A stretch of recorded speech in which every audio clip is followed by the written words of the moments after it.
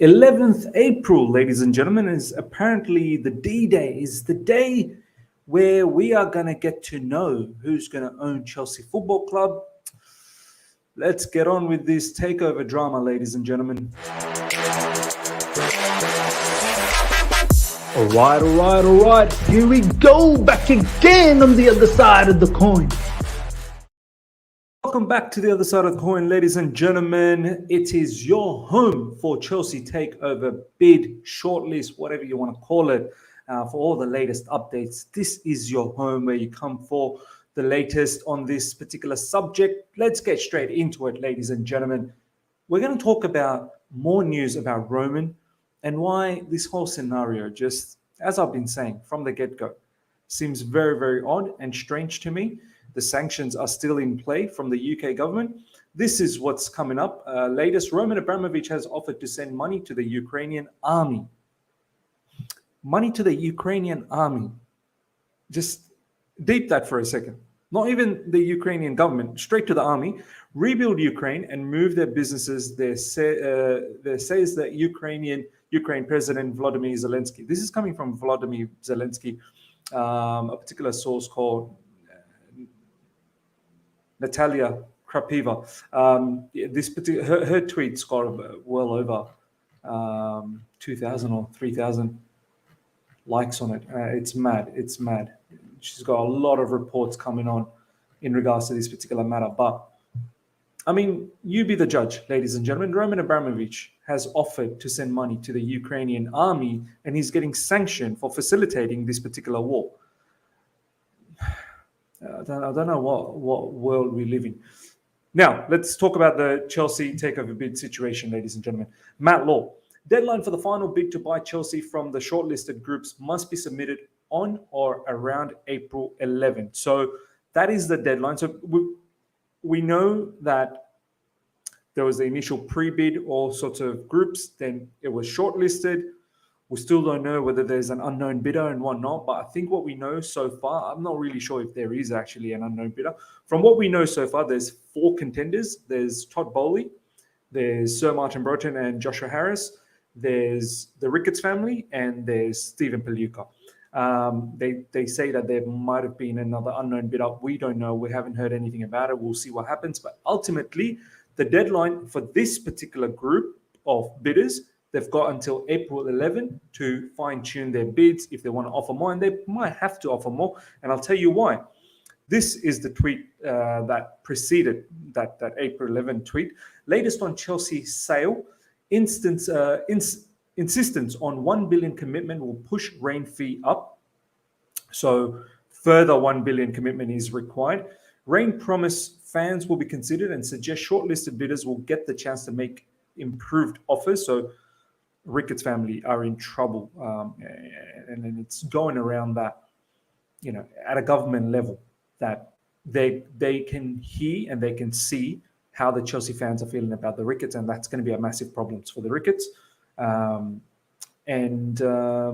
Considered suggested shortlist bidders will get the chance to make improved offers. So not only these bidders, they're going to buy Chelsea, but they're going to have to show further £1 billion or whatever the case is in terms of investing into the team, transfer markets, stadium redevelopment, so on and so forth. So it could potentially go up to anywhere up to 4 billion in total cost. So it's a hefty amount of money. The Ricketts have the money to satisfy Chelsea demands, but face uphill battle, which is fantastic. I mean, the fact that they're in the shortlist, I can't believe they've actually made it there. I'll be baffled if they end up winning it, because literally millions of Chelsea fans out there are voicing their opinions that this shouldn't happen, simply shouldn't happen. What the Chelsea fans say in the last few weeks of the race will be heard in government, and the louder they say it, the better. This is from Telegraph Football, and it's getting heard in the government level, ladies and gentlemen. So continue on with your hashtags, continue on with whatever you're doing on social media. It is getting heard at the higher level, and this particular family, the Ricketts family, should not get the opportunity. I mean, the Raine group are doing their level best to squeeze them in, and this is why I have an issue with the whole process as well. I mean, conflict of interest needs to be questioned. The Ricketts family's focus is on modernising Stamford Bridge. They will have to shift their focus onto the pitch and win over fans. This is coming from Ben Jacobs. On the face of it, Boley and Broughton are the leading contenders. Look, for me, I've said it in the past few videos, let's stop dilly-dallying around. It's one clear-cut winner for me. Broughton and Joshua Harris, they've got issues in terms of, well, not really so Martin Broughton, it's more Joshua Harris and David Blitzer. They've got 18% ownership of Crystal Palace. How are you even putting a bid? So I don't think they're past the fitness test that you have to pass basically to own a Premier League team. Similarly with Stephen Paliyuk, 55% owner of Atalanta. We could possibly meet them in the Champions League. So there's massive conflict of interest there. So for me, there's just a one straight up winner, which is Todd Boley, ladies and gentlemen. Let's cut the BS and get him to win. You know, he seems the most sensible one. His focus is fan-centric, and I love it. The way he talks about it's about creating an atmosphere. It's about understanding what the fans want, and he's got smartness as well, running the club in a sustainable manner with data-driven functionalities. Not splashing money just for the sake of splashing money. Smart money being spent. It's good. It's good. Good prospect. Raine have confirmed to Telegraph Sport that fan views will be taken into consideration during the final decision. The mystery and uncertainty around the current ability of Paliyuk and Josh Harris' bid to complete a deal leaves Boley as the front runner. As I said, Stephen Paliyuk with 55% ownership with Atalanta. How do you think Atalanta is going to feel? Can't just be diluting 55%. You're the owner. And I don't think that's going to be that easy, and it's going to be that quick. Similarly with Josh Harris and David Blitzer, 18% ownership with Crystal Palace. How do you think they're going to feel? Crystal Palace, oh, you're just going to dump us down and join Chelsea. You know, you can't just be doing that like that. That kind of process takes a bit of time. So, and the Ricketts, they shouldn't be in the running. That leaves Todd Boley as the clear-cut favorite, ladies and gentlemen. Ladies and gentlemen, I want to go through this particular thread from Ben Jacobs. It outlines everything that you need to know. So let's go through this. Been looking into the next stage of the CFC sale. Raine are hoping for close to 4.5 billion. 4.5 Raine is hoping for. That's huge. That's very high. Essentially double the market value of the club. Offers are more likely to be within 3.5 to 4 billion. Even that is huge. However, shortlisting in this manner and encouraging field suitors to join other consortium gives the club leverage to potentially get a higher price. There won't be much between offers, so important to stress would judge suitors on their criteria too. So the Raine group is sort of suggesting other groups join together, create a bigger consortium, put more money together. I'm not really sure whether that's always viable, and I don't know if people want to work with that many people. Do you know what I mean? That's a lot of discussions to have, a lot of decisions to be made, and I'm not really sure whether the consortium itself is already big. When you add several consortiums together, like what is this? Some sort of a movie session. Call your mates and everyone. Let's watch a movie together. Let's have a big consortium. Bidders have 2 weeks to present their final offers. That's not a lot of time to do due diligence, which again gives the Ricketts family, who did the same in 2018, a bit of a head start. Once the preferred bidder is chosen, they could then ask for a period of exclusivity to complete the sale, which would typically allow further due diligence and back and forth. So look, 11th April, these shortlisted bidders, game over. You've made your final offer, you've done your final presentation, you've fine-tuned your offer and whatnot, and a decision will be made. But whoever is the ultimate winner, there'll still be a bit of time that's required to finalize this situation. So we're looking at perhaps by the end of April. But Chelsea want and need a sale quickly. So it's not likely the sale speed once one suitor is chosen will slow significantly. But the reality is takeovers usually take months, and Chelsea are trying to sell at super speed. We need to sell at super speed. We don't have the money. Hopefully we'll get the 30 million injection from Roman. That's another mad situation that's going there. And that'll probably last us for another month. These sanctions, they need to go away. They're hurting the football club massively. Once the process is complete, the bid will be presented to the Premier League for the owner and directors test after the 18-month Newcastle United FC saga. I'm reticent to call this a routine process, but it is typically quite quick. Hopefully it is quite quick, that fit and whatever the process was called, owners directors test. It's such a typical sale, but one thing that could and should be made public is where the money from the sale will go. EPL will have the right to confirm it doesn't go to Abramovich. Looks as if UK government will ultimately decide where the funds go. See, that screams corruption to me, ladies and gentlemen. I'm not saying fine. If you've got issues for the money to go to Abramovich, no problems. But the UK government will ultimately decide. You're pocketing money, man. You saw an opportunity. You saw a massive transaction happening.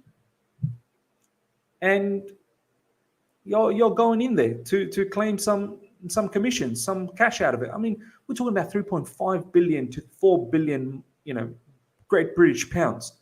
You think the UK government's not going to try and sneak out some money from the back door? It's mad that, I mean, look, everyone else who's involved, the Raine group, apparently they're going to be pocketing about 30 million as well. I'm sure they're pocketing even more. It's sad that the particular owner, Roman, who's owning the whole thing, is going to get no penny. And Chelsea, I'm not even sure how much Chelsea are going to get out of it, because the club deserves to get some money out of this. The club needs to get some money out of this. At the end of the day, it's the club's money. This is Chelsea Football Club's valuation.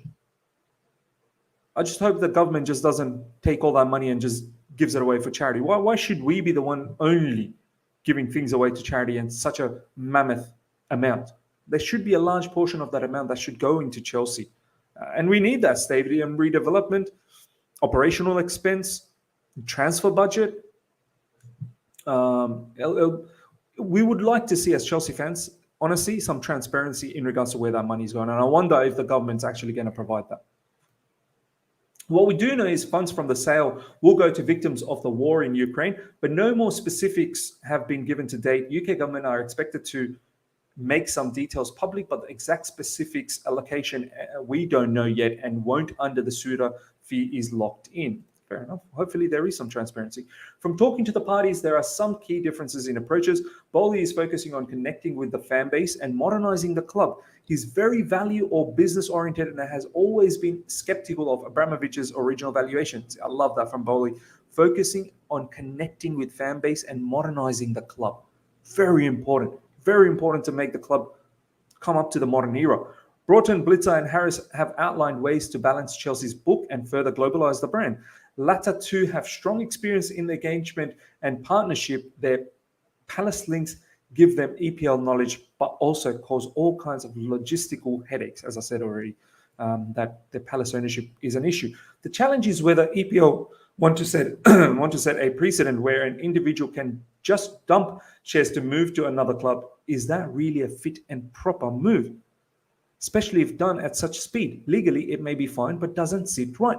This is what I've been saying. You can't just be dumping those 18% shares of Palace and just, I don't think that qualifies for the fit and proper situation. Ricketts Family will have to shift their pitch and win over the fan base, but their original focus was on modernizing Stamford Bridge. The capital they bring is not in doubt, but with the optics of the sale so important, it's hard to see them being successful. They're just in the mud in terms of the fan base are all over them. I don't think they should be considered at all. The least is known about Paliyuk's bid, a surprise move given he only recently purchased 55% in Atalanta. Like Blitzer and Harris, he'd have to address this. He literally bought Atalanta last month, ladies and gentlemen, in February, 22nd February or something like that. I don't know how he's going to get around just dumping 55% shares. I don't think that's realistic at all. All parties must not only win over Chelsea, but present to the government, UK government, on face of it. Boley and Broughton are the leading two contenders. Ricketts Family do have a strong pitch, but they're so unpopular. To not listen to the fan base when picking an owner would be damaging to the football club. Massive, massive statement, ladies and gentlemen. That was a fantastic thread. As I said, for me, I don't even think Sir Martin Broughton is in the league. It's Todd Bowley's to win. the fact that we're just dilly-dallying around is quite crazy. So, ladies and gentlemen, let me know what you feel about everything that we've touched upon. Roman's involvement in order to give money to the Ukrainian Army. 11th April apparently is the final date for the bidders to complete their, I suppose the offer they're putting on the table. And the remaining contenders, I mean, is Boley the straight up winner for you? Because the other ones just simply don't make sense. Hope you guys have enjoyed this, ladies and gentlemen. Smash the like button if you're here for the first time. Subscribe, hit the bell notification to stay in touch with all my content. And thank you to each and every one of you guys for 11,000 subscribers. Much appreciated. Until next time, ladies and gentlemen, take care and see you.